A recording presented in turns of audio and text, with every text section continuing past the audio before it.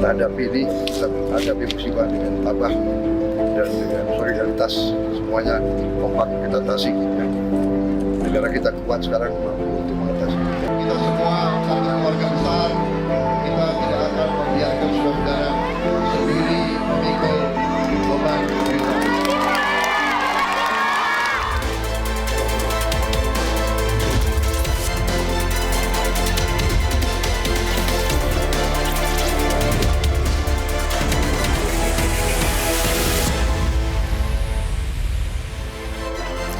Selamat siang pemirsa, Sumatera Barat perpanjang masa tanggap darurat bencana hingga 22 Desember 2025. Sementara itu Kementerian Kehutanan menyegel 4 perusahaan yang terlibat kerusakan hutan di Sumatera. Selain informasi tadi, kami juga akan menghadirkan beragam informasi menarik dan terkini terkait kebijakan hingga kegiatan para pemimpin bangsa.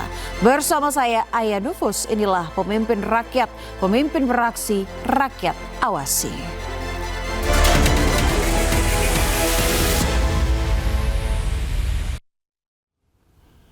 Pemirsa, pasca banjir bandang, warga desa Sikundo, Aceh Barat masih terisolasi. Akses jalan terputus total, warga harus pertaruhkan nyawa seberangi sungai deras mengandalkan ban sebagai pelampung.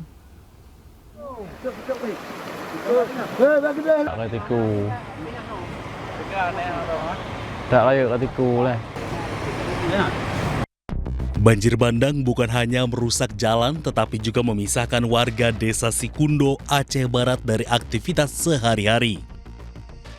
Untuk keluar desa, mereka harus menyeberangi sungai menggunakan ban dalam mobil.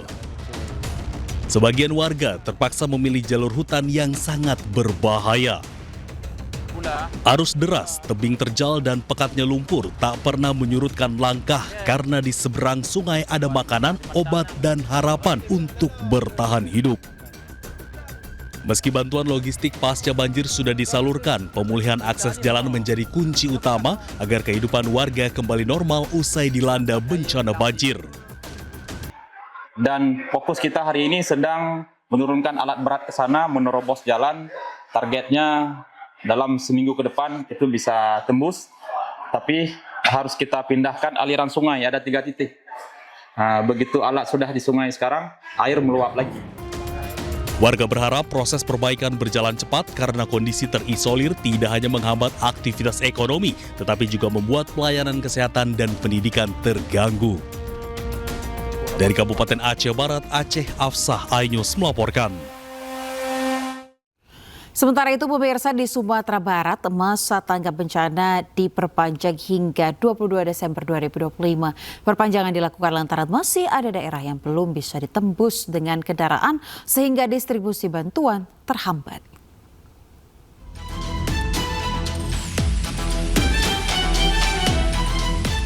Penyaluran bantuan makanan dan logistik lainnya terus dilakukan ke daerah terdampak bencana di Sumatera Barat. Masih banyaknya lokasi yang tidak bisa ditembus kendaraan membuat pemerintah Provinsi Sumbar memutuskan untuk memperpanjang masa tanggap bencana. Kita putuskan untuk perpanjangan tanggap darurat kita sampai tanggal 22 Desember nantinya. Dan mudah-mudahan akan ada percepatan-percepatan kita harapkan. Dan sekaligus juga kita harapkan kepada Bupati Wali Kota untuk bisa melengkapi seluruh pendataan-pendataan. Hingga kini masih ada 5 titik yang 1 minggu terisolasi. Bantuan baru bisa masuk bertahap dan dengan berjalan kaki pada Sabtu 6 Desember 2025. Sementara itu, rencana relokasi warga terdampak masih menunggu data dari lokasi terdampak.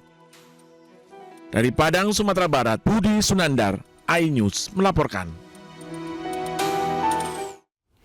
Banjir bandang dan longsor Sumatera pemirsa telah merenggut nyawa ratusan orang. Peristiwa itu tak hanya tamparan atas kelalaian manusia terhadap alam, tetapi juga sebagai peringatan keras bahwa saat ini Indonesia berada dalam cengkraman bencana ekologis yang nyata.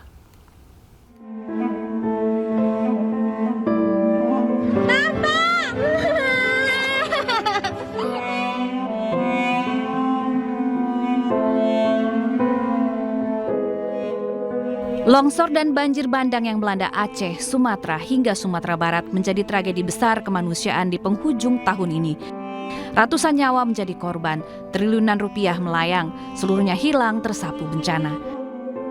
Duka dan air mata korban menjadi alarm keras bahwa bencana ekologis nyata adanya.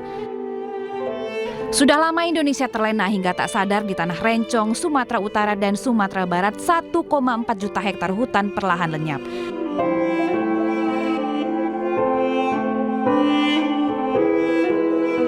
Hanya dalam waktu 8 tahun hijaunya pepohonan penyangga hidup manusia kini berganti dengan 631 perusahaan, mulai dari perkebunan sawit, pertambangan, bahkan hingga pembangkit listrik. Jutaan hektar hutan musnah sudah akibat penebangan pohon besar-besaran. Kehancuran alam diperparah dengan aktivitas pertambangan emas yang merusak hulu daerah aliran sungai atau das. Ketika alam sudah tak mampu lagi menahan curah hujan, maka kehidupan makhluk hidup menjadi taruhannya. Sungai meluap, kampung tenggelam, bahkan potongan pohon bekas gergaji hanyut ke permukiman. Yang jelas, dari temuan tim di lapangan, ada berbagai jenis kayu, namun kita dapati ada beberapa yang ada bekas potongan dari senso ya. Itu yang akan kita dalami. Dengan keberanian dan ketegasan, manusia masih punya kesempatan untuk menghentikan laju kerusakan alam. Namun bila terus-terusan menyalahkan alam, maka bersiaplah dengan kehancuran jutaan hektar paru-paru bumi yang akan jadi warisan pada generasi mendatang. Tim Liputan iNews melaporkan. Yang bernama Giman Saputra banyak menolong nyawa Pak. Dialah yang menyeberang membawa bayi, 3 bayi, 4 lansia dan sedang mengevakuasi 1 lagi jenazah Pak. Inilah sosok pahlawan sebenarnya, Giman Saputra.